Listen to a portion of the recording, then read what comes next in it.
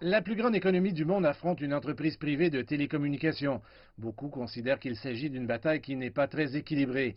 Une campagne américaine concertée pour cibler Huawei, le géant des télécommunications, qui promet de transformer des vies grâce aux avancées technologiques, quelques heures après la signature par le président américain d'un décret interdisant aux entreprises américaines d'utiliser le réseau 5G de Huawei. Dans une déclaration, Huawei a qualifié les restrictions de déraisonnables et portant atteinte à ses droits. L'entreprise chinoise a affirmé que la décision du président Trump ne ferait que freiner le développement de la technologie 5G aux États-Unis. Auparavant, la société chinoise avait également tenu compte des craintes d'impact négatif sur ses revenus. Je peux dire que notre position à cet égard est cohérente. Nos activités aux États-Unis ne sont pas si importantes.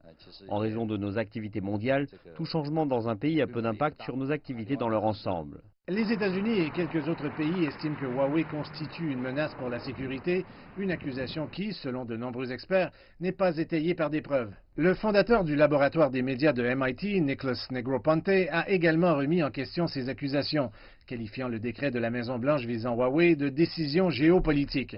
Dans le domaine de la téléphonie mobile, Huawei est actuellement le plus important fournisseur chinois en volume et le deuxième mondial en termes de vente, juste derrière Samsung.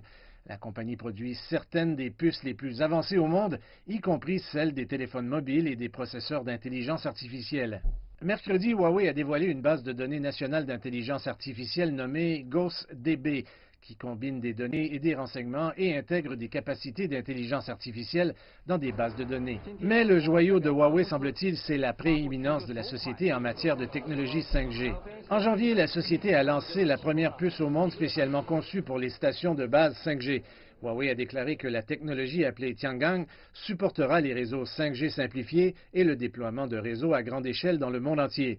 Huawei a également lancé son premier modem 5G appelé Balong 5000, qui est considéré comme le modem le plus puissant au monde. Alors que les États-Unis tentent de bloquer la montée en puissance de Huawei, la société a signé plus de 30 contrats commerciaux étrangers pour la 5G et expédié plus de 25 000 stations de base 5G dans le monde.